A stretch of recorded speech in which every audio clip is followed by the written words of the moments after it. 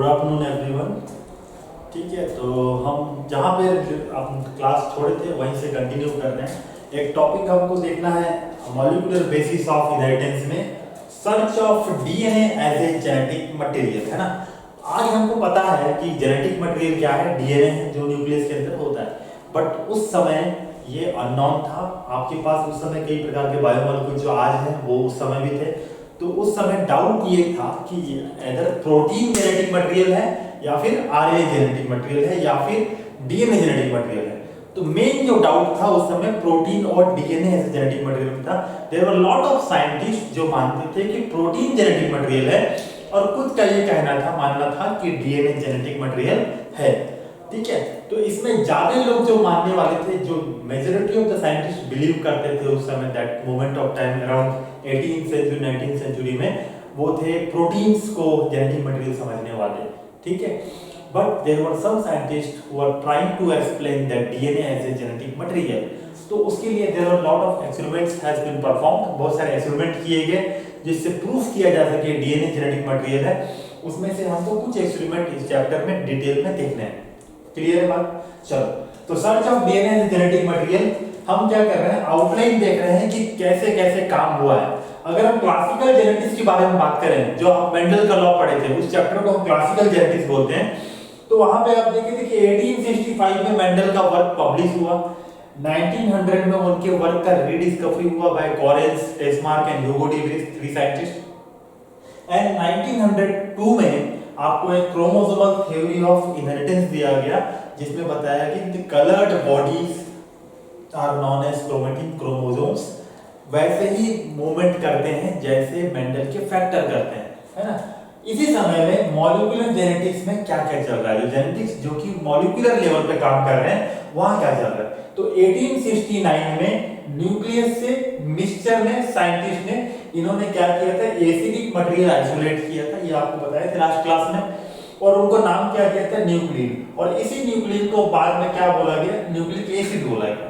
ठीक है, और उसके बाद ऐसे चलते गया। करीब करीब 1926 में साइंटिस्ट लोग के बीच में एक जिज्ञासा जागा किया, फाइनल किया जाए कि डीएनए जेनेटिक मटेरियल है कि प्रोटीन जेनेटिक मटेरियल है, उसको फाइनलाइज किया जाए।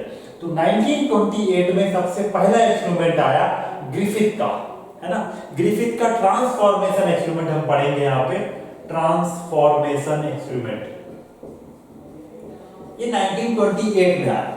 और इसके बाद एक 1944 में, 28 के बाद 1944 में आपको एक एक्सपेरिमेंट पढ़ना है, मैक्लिओड एंड मैकार्टी का एक्सपेरिमेंट पढ़ना है। इस एक्सपेरिमेंट को बोलते हैं बायोकेमिकल एक्सपेरिमेंट, बायोकेमिकल एक्सपेरिमेंट। इस एक्सपेरिमेंट को हमको समझना है कि कैसे प्रूफ करने को ट्राई किया। एंड फाइनली 1952 में हर्शे एंड चेस का एक्सपेरिमेंट आया, जिसको आप बोलते हैं ब्लेंडिंग एक्सपेरिमेंट, ब्लेंडिंग एक्सपेरिमेंट। ठीक है, तो ये 3 एक्सपेरिमेंट है, ट्रांसफॉर्मेशन बाय ग्रिफिथ, ओके,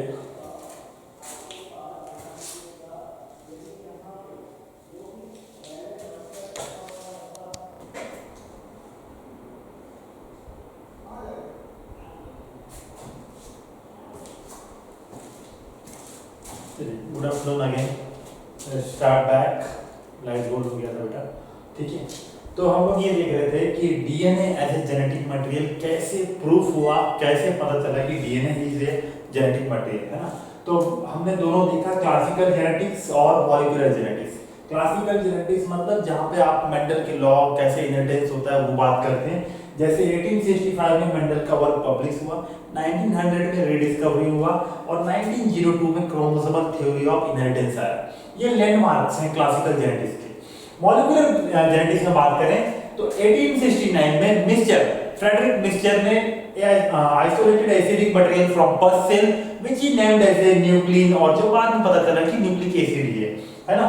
1928 को ग्रिफिथ ने एक्सपेरिमेंट दिया और बताने का कोशिश किया कि डीएनए शायद क्या है, जेनेटिक मटेरियल है, but it was not satisfactory. और उसके बाद 1944 में मैक्लिओड एंड मैकार्टी, ये दोनों ने बायोकेमिकल एक्सपेरिमेंट किया and they tried to prove that कि DNA is a genetic material, but was not enough. And सभी साइंटिस्ट ने एक्सेप्ट नहीं किया कि ये एक्सपेरिमेंट इनफ है to explain that DNA is a genetic material. और लास्ट में 1952 में 1952 में हर्शे एंड चेस का ब्लेंडिंग एक्सपेरिमेंट आया और 1952 में इस एक्सपेरिमेंट के बाद ये सभी ने माना एक अनइक्विवोकल एक ऐसा लाइन लिखा हो एनसीईआरटी में, इसका मतलब होता है सबने एक स्वर में मान लिया कि हाँ डीएनए ही क्या है, जेनेटिक मटेरियल है। उससे पहले DNA versus protein genetic material पे डिबेट चल रहा था। तो किस एक्सपेरिमेंट के बाद ये डिबेट खत्म हो गया, ऐसा क्वेश्चन आता है तो आप बोलोगे हर्शे एंड चेस का एक्सपेरिमेंट कब हुआ था? 1952 का। एक्सपेरिमेंट का नाम क्या है? Blending experiment. और 1952 में वंस एक बार सबके सब मान लिए कि डीएनए जेनेटिक मटेरियल है। 1953 में वॉटसन एंड क्रिक ने आपके सामने प्रस्तुत कर दिया डीएनए का डबल स्ट्रैंडेड हेलिक्स मॉडल, जिसके बारे में 5 पॉइंट लगभग हम पूरा पढ़ चुके हैं। डिटेल्ड में हम देख चुके हैं कि डीएनए का स्ट्रक्चर कितना कैसा होता है, कैसे उसमें बेस पेयरिंग होता है, एंटी पैरेलल होता है, हाइड्रोजन बॉन्डिंग किसके बीच होता है, प्यूरिन सब पाइरीमिडिन, पाइरीमिडिन सब प्यूरिन। तो ये डिटेल में हमने देखा था 1953 में वॉटसन एंड क्रिक का डबल स्ट्रैंडेड डीएनए मॉडल। और इसके बाद तो फिर अनलिमिटेड ग्रोथ हुआ है। इसके बाद कई चीजें हुई, ह्यूमन जीनोम प्रोजेक्ट। आज हमारे बॉडी के पूरे एक एक बेस का सीक्वेंस है ना, पूरे बॉडी में 6.6 × 9 बेस पेयर है, तो एक एक बेस का सीक्वेंस आज हमको मालूम है ना। हम उस लेवल तक आज पहुंच चुके हैं 1953 के बाद। क्लियर है? तो हमको क्या करना है, हमको यहाँ पे 1928 का ग्रिफिथ के एक्सपेरिमेंट को समझने का कोशिश करना है कि how he explained that DNA genetic material. उसके बाद हमको 1944 वाला, फिर 1952, ये तीनों एक्सपेरिमेंट को वन बाय वन हमको देखना है। And finally we have to prove that DNA is a genetic material. तो हम क्या कर रहे हैं बेटा, 1928 का ग्रिफिथ का एक्सपेरिमेंट को स्टार्ट करते हैं।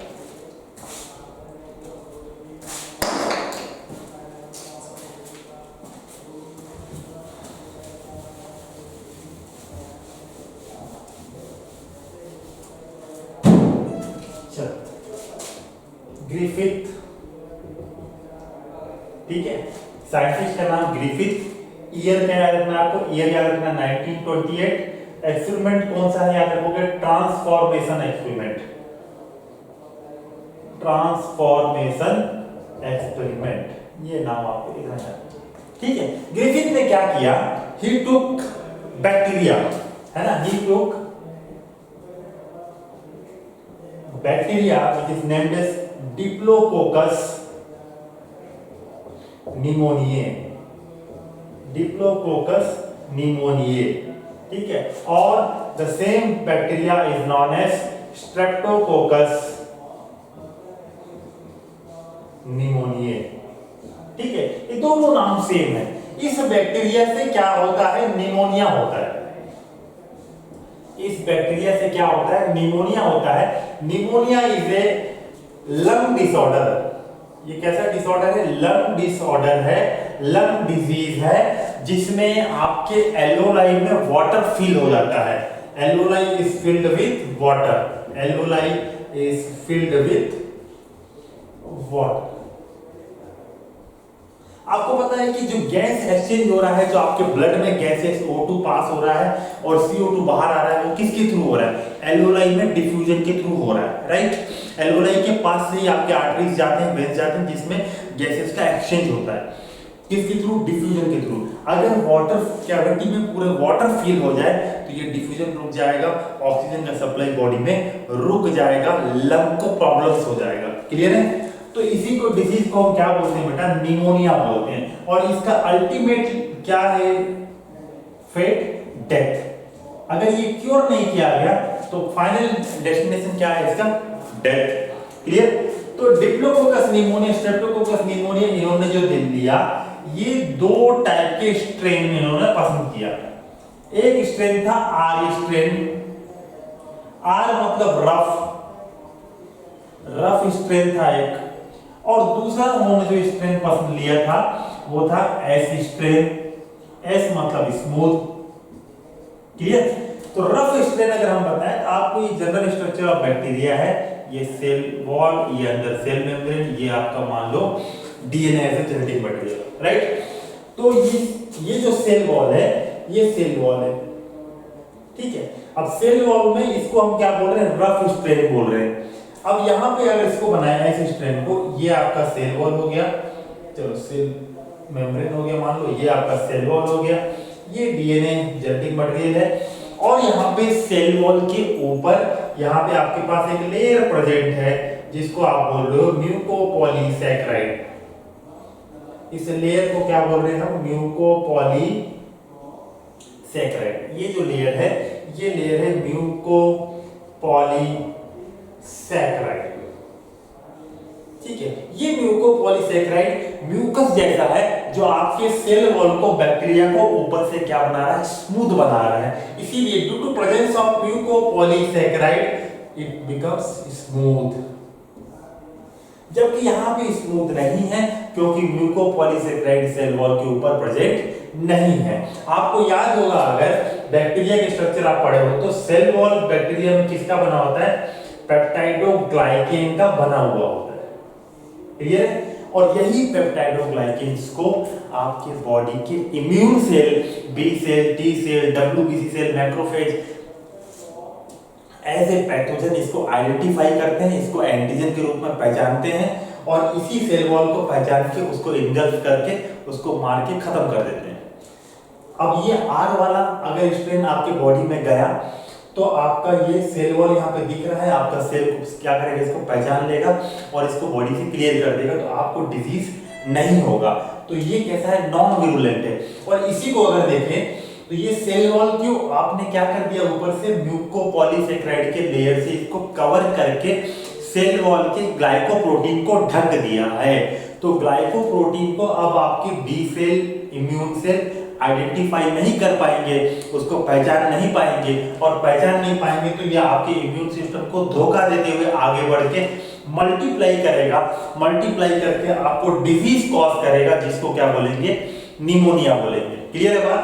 चलो, तो ये कुल मिला के due to presence of mucopolysaccharide ये जो है ये विरुलेंट है। विरुलेंट मतलब can cause disease, can cause disease. Disease कौन सा होगा भैया? निमोनिया होगा। क्लियर है? और ये जो है रफ स्ट्रेन, इसमें म्यूकोपॉलीसैकेराइड ऊपर में नहीं है तो सेल वॉल को ये ढक नहीं रहा है। सेल वॉल को ढक नहीं रहा है तो आपको आपके बॉडी के इम्यून सेल इजीली इस सेल वॉल को आइडेंटिफाई करेंगे, इसको पकड़ेंगे, खेल खत्म कर देंगे इसका। तो ये कैसा हो जाएगा? Non virulent. ठीक है, मतलब डिजीज, नो डिजीज, डिजीज इससे नहीं होगा। ये बैकग्राउंड है। क्लियर है? ये बैकग्राउंड है। इन्होंने बैक्टीरिया लिया, डिप्लोकोकस निमोनिया, उसी को सेम बोलते हैं स्ट्रेप्टोकोकस निमोनिये। निमोनिये ये बैक्टीरिया का नाम है, निमोनिया इसे डिजीज का नाम है। ठीक है, निमोनिया, निमोनिया नाम का पता रहना चाहिए। उसके बाद इन्होंने दो स्ट्रेन लिया, दो टाइप लिया इसका, एक आर स्ट्रेन है, एक एस स्ट्रेन है। एस स्ट्रेन मतलब स्मूथ। स्मूथ इसलिए है क्योंकि आपके पास सेल वॉल के ऊपर म्यूकोपॉलीसैकेराइड का एक स्मूथ लेयर प्रेजेंट है जो सेल वॉल को हाइड कर रहा है, ढक के रख रहा है, उसको कवर चला दे रहा है एक तरीके से। दूसरा यहाँ पे आर स्ट्रेन है जिसमें म्यूकोपॉलीसैकेराइड का लेयर नहीं प्रेजेंट है, due to which they do not appear as smooth, smooth नहीं लगते हैं, और रफ होने के कारण, इनका सेल वॉल एक्सपोज रहने के कारण आपके बॉडी के इम्यून सेल इनको जल्दी पकड़ लेते हैं और खत्म कर देते हैं। इससे डिजीज नहीं होता है, जबकि due to presence of mucopolysaccharide इनसे डिजीज हो जाता है। ठीक है, क्लियर है? तो आर स्ट्रेन से नो डिजीज, एस स्ट्रेन से डिजीज। अभी हमको क्या करना है? अब यहाँ पे कंडीशन लिया। इन्होंने क्या किया बेटा? इन्होंने माइस लिया। माइस में सबसे पहले इन्होंने क्या डाला? आर स्ट्रेन डाला, आर स्ट्रेन। ठीक है, इंजेक्शन लगा के, मान लो कि ऐसे इंजेक्शन लगा के क्या कर दिया? माइस में इंजेक्ट कर दिया। ठीक है, तो माइस में क्या कर दिया? इंजेक्ट कर दिया। क्या इंजेक्ट किए? आर स्ट्रेन वाले बैक्टीरिया को स्ट्रेन। अब आर स्ट्रेन आपको बताया था कि नॉन विरुलेंट डिजीज नहीं होगा, तो क्या ये माइस मर जाएगा? तो माइस क्या होगा? जिंदा रहेगा, लाइव। ठीक है, डिजीज नहीं होगा क्योंकि ये नॉन विरुलेंट, डिजीज नहीं होगा। डिजीज नहीं होगा तो माइस भी मरेगा नहीं। दूसरा कंडीशन इन्होंने लिया, माइस प्लस एस स्ट्रेन। इस बार एस स्ट्रेन, चूहे में क्या डाल दिया? एस स्ट्रेन वाले बैक्टीरिया। एस स्ट्रेन से डिजीज होता है, ये विरुलेंट टाइप का है, तो क्या होगा? यहाँ पे माइस का डेथ हो गया। इसको निमोनिया हो गया माइस को, क्योंकि ये डिजीज कॉज कर सकता था, विरुलेंट था, माइस का क्या हो गया, डेथ हो गया।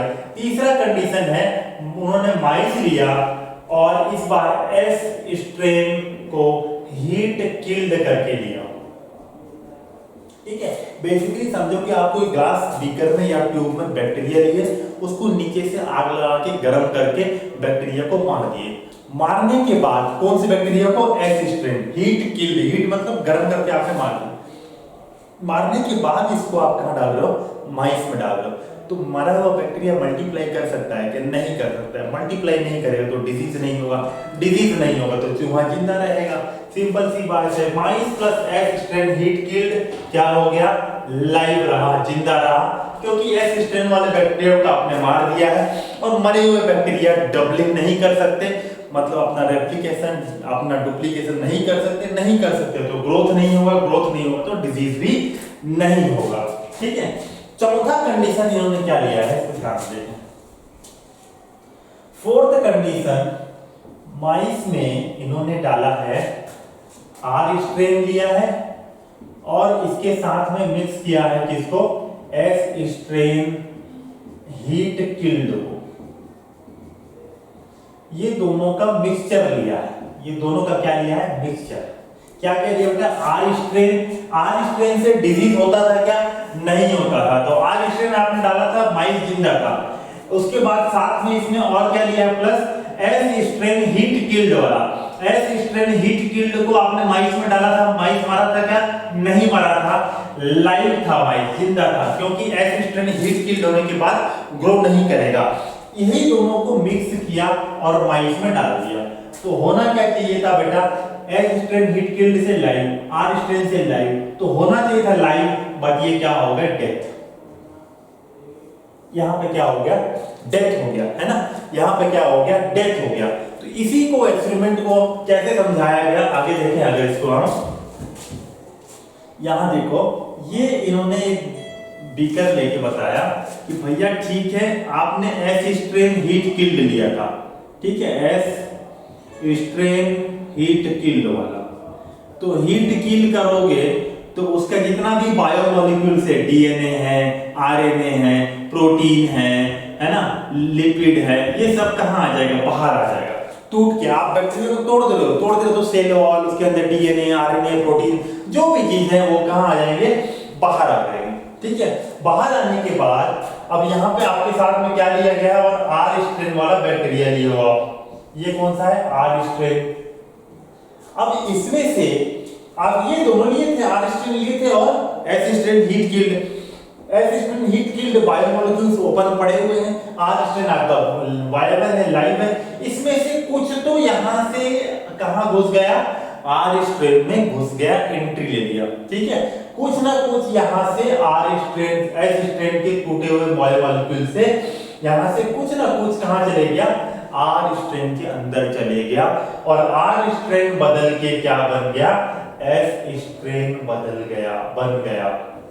ठीक है, तो ये कहना है कि हीट किल्ड वाले एस स्ट्रेन से कोई एक ऐसा बायोमोलिक्यूल्स है जो कि एस स्ट्रेन की हीट किल्ड से यहां से निकल के कहां घुस गया, मिक्सचर में, आर स्ट्रेन के बैक्टीरिया में घुस गया, और आर स्ट्रेन को बदल दिया किसमें, एस स्ट्रेन में बदल गया। आर स्ट्रेन कन्वर्ट हो गया किसमें, एस स्ट्रेन में। किससे, यहां से एस स्ट्रेन से कुछ तो है जो अंदर गया था, जिसने आर स्ट्रेन को एस स्ट्रेन में बदल दिया। इस प्रोसेस को बोलते हैं transformation.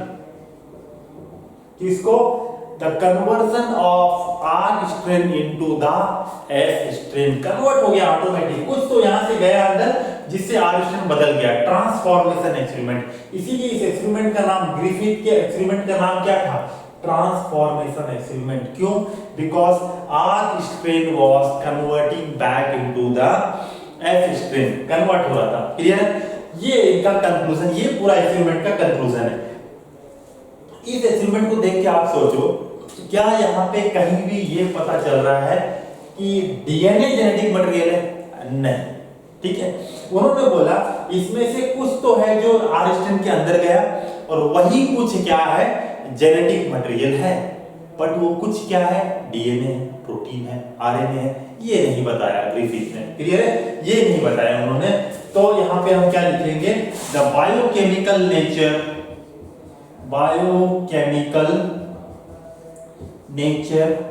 Of genetic material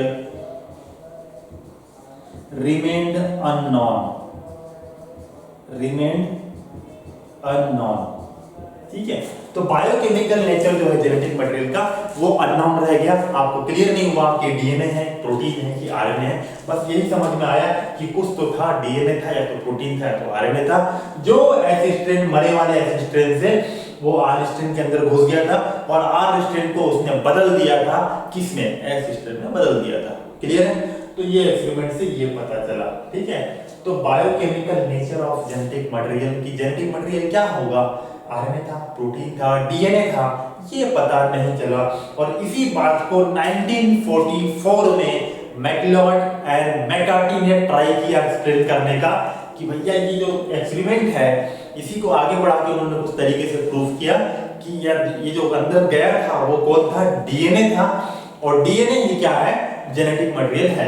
clear, तो हम क्या करते हैं फटाफट 1944 का 10 minute, let's do it, biochemical experiment कर लेते हैं।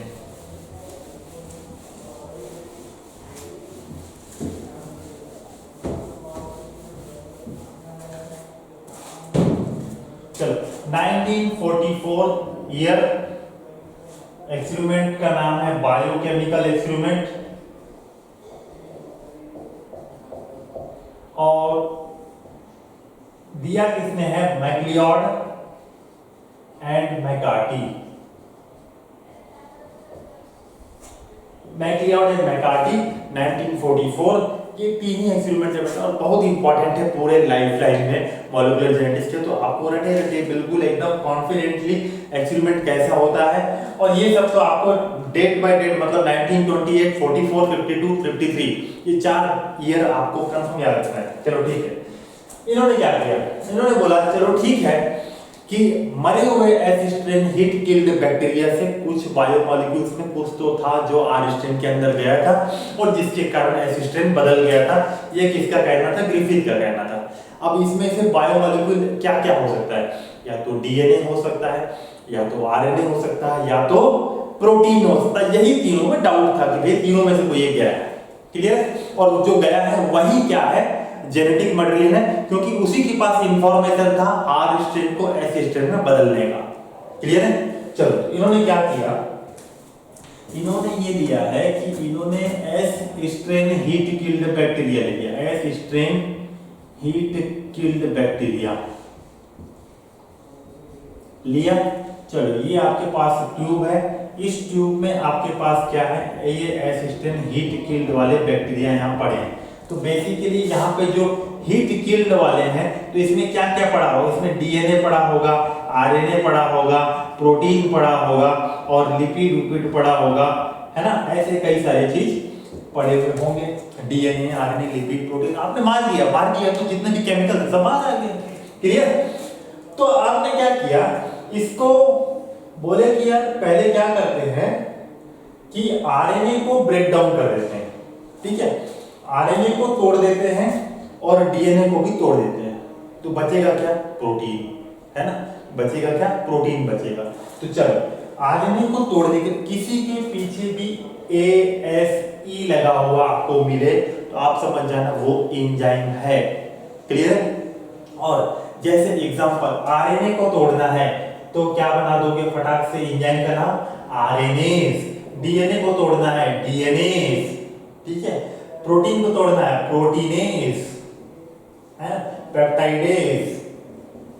ठीक है, पीछे एज लगा देना है, सामने जिसको भी तोड़ना है उसको लगा देना है। माल्टोस को तोड़ना है, माल्टेस, जाइमस को पीछे लगाते जाओ एज, सामने नाम लगा दो। क्लियर है, तो यहाँ हम क्या कर रहे हैं, यहाँ हम आरएनए को तोड़ने जा रहे हैं और डीएनए को तोड़ने जा रहे हैं, बचेगा क्या, प्रोटीन।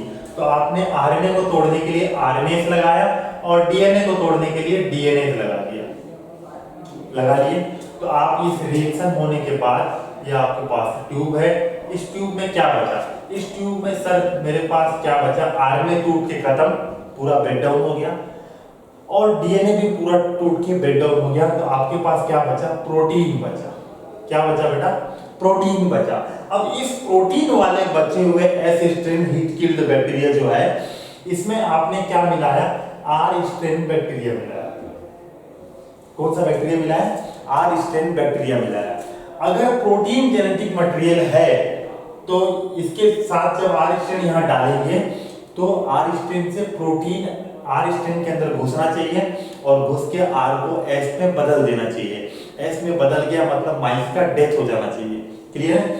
तो प्रोटीन में आर स्ट्रेन वाला बैक्टीरिया मिलाए, मिलाने के बाद इस मिक्सचर को कहाँ ट्रांसफर कर दिए? माइस में ट्रांसफर कर दिए, इंजेक्ट कर दिए। माइस में क्या कर दिए? इंजेक्ट कर दिए। तो माइस हमने क्या देखा कि मरा नहीं, वो तो लाइव है। वो तो क्या है? लाइव है, कुछ फर्क नहीं पड़ा, माइस जिंदा है। इसका मतलब जो आर स्ट्रेन के अंदर घुसा था, जिससे आर स्ट्रेन बदल के ट्रांसफॉर्म होके एस स्ट्रेन बदल गया था, पक्का वो प्रोटीन तो नहीं है, क्योंकि यहाँ पे जब प्रोटीन घुसा तो आर स्ट्रेन एस स्ट्रेन में बदला नहीं तो माइस मरा नहीं। क्लियर है बात? ठीक है। सेकंड पॉइंट इन्होंने क्या किया? सेम चीज फिर से वही आपके पास ट्यूब है, इसमें S strain heat killed bacteria है। एस स्ट्रेन हीट किल्ड, ठीक है। इसमें आप क्या डालोगे इस बार? इसमें आप डाल दोगे इस बार प्रोटीनेस या फिर पेप्टाइडेस, जो अच्छा लगे। पेप्टाइड बॉन्ड से ही प्रोटीन बनता है ना, तो पेप्टाइडेस या फिर प्रोटीनेस, और यहाँ पे लगा दो आप डीएनए को निपटा दो। तो प्रोटीनेस से प्रोटीन टूट जाएगा, डीएनए से डीएनए टूट जाएगा, तो बचेगा क्या? आरएनए। तो यहाँ पे आपके पास इस ट्यूब में बच गया सिर्फ क्या? आरएनए। इसको आपने आर स्ट्रेन बैक्टीरिया के साथ क्या किया? मिक्स किया। आर स्ट्रेन बैक्टीरिया के साथ क्या किया? मिक्स किया। और इस मिक्सचर को कहां ट्रांसफर कर दिया? मिक्सचर को ट्रांसफर कर दिया माइस ने, और आपने फिर देखा कि माइस तो लाइव है, माइस तो नहीं मर रहा है। तो मैक्लियोड ने क्या बोला कि भैया आरएनए अगर जेनेटिक मटेरियल होता तो आरएनए आर स्ट्रेन के अंदर एंट्री मारता और आर स्ट्रेन कन्वर्ट हो गया एस स्ट्रेन बनता, एस स्ट्रेन बनता तो माइस मर जाता, बट ऐसा नहीं हुआ। इसका मतलब आरएनए तो जेनेटिक मटेरियल नहीं है। क्लियर? और तीसरा स्टेप में फाइनल, इस बार आपको क्या करना है? डीएनए बचाना है, बाकी सबको निपटा देना है। तो इस बार आप आरएनए लोगे, आरएनए टूट जाएगा, और प्रोटीनेस लोगे तो प्रोटीन टूट जाएगा, तो बचेगा क्या? डीएनए। तो ये ट्यूब में आपके पास इस बार क्या बचा? डीएनए बच गया। इसको आपने मिक्स किया आर स्ट्रेन बैक्टीरिया के साथ, और इस बार आपने जब मिक्सचर को माइस में डाला तो माइस का क्या हो गया? डेथ हो गया। माइस का क्या हो गया? डेथ हो गया। And finally, MacLeod concluded that something which is going to enter, वो जो मटेरियल, जो बायोमॉलिक्यूल जो एंटर करके ग्रिफिथ के एक्सपेरिमेंट में आर स्ट्रेन को ट्रांसफॉर्म कर रहा था एस स्ट्रेन में, और वही जेनेटिक मटेरियल था। ये किसका कहना? ग्रिफिथ का। उसी को इन्होंने प्रूव कर दिया। वो जो एंट्री ले रहा है और आर स्ट्रेन को कन्वर्ट कर रहा है एस स्ट्रेन में, वो और कोई नहीं, वो कौन है? डीएनए है। And hence proved DNA as a genetic material. Clear है? बट ये इनका कंक्लूजन है, डीएनए एज जेनेटिक मटेरियल। ये आपको इतना कंक्लूजन याद रखना चाहिए, 3 स्टेप में कंप्लीट होगा। सबसे पहले आपको डीएनए आरएनए, सबसे लास्ट में आपको क्या करना है? डीएनए को बचाना है, ताकि डीएनए से प्रूव हो जाए। तो कंक्लूजन, क्लाइमेक्स सीन हमेशा कहां आना चाहिए? लास्ट में आना चाहिए। ठीक है? तो ऐसा नहीं कि आपकी पहले ही यहां लिख दीजिए, इसको लास्ट में लिखना है जब भी लिखोगे। ठीक है? क्लाइमेक्स को लास्ट में लेके आना है। हाँ भैया, DNA is a genetic material. चलो, इसके बाद क्या हुआ? इसके बाद बहुत सारे साइंटिस्ट ऐसे थे बैठे उस समय, ये 1940s जो एरा चल रहा है इस समय, कि ये मानते थे कि भैया प्रोटीन जेनेटिक मटेरियल है। कुछ साइंटिस्ट ये थे जो डीएनए को मानते थे। तो उसमें से एक ये थे जो प्रूफ करके दिखा रहे हैं डीएनए जेनेटिक मटेरियल है। जिनका नंबर कम होता है बेटा, उनको ज्यादा सबूत देना पड़ता है। तो इनका नंबर कम था जो डीएनए जेनेटिक मटेरियल मानते थे, इनको सबूत देना पड़ रहा था। ये रहा सबूत, इससे मानो कि ये डीएनए जेनेटिक मटेरियल है। बट प्रोटीन वालों की संख्या ज्यादा थी। उन्होंने क्या किया? बोला कि ये बेकार एक्सपेरिमेंट है, गड़बड़ है। ये आरएनए डीएनए क्या क्या एंजाइम बन लिए हो, शायद मिक्स कर दिए होगे, उल्टा सीधा कर दिए होगे, ट्यूब में मिक्स कर दिए होगे, गड़बड़ कर दिए होगे। तो बहुत सारे साइंटिस्ट ने इस एक्सपेरिमेंट को भी नहीं माना फाइनल कंक्लूजन कि डीएनए जेनेटिक मटेरियल है बोल के। बोले कुछ गड़बड़ किए होगे, इधर मिक्स कर दिए होगे, कभी आरएनए का डीएनए मिक्स हो गया होगा, प्रोटीन मिक्स हो गया हो, तो देयर इज अ प्रॉब्लम, और उससे कंफर्मेशन नहीं हुआ। और इसी के लिए हम we went to third experiment 1952 में हर्शे एंड चेस का एक्सपेरिमेंट। बड़ा एक्सपेरिमेंट है, कल इसको हम देखते हैं, है ना। आज के लिए thank you for today's class, let's meet tomorrow. Okay, thank you.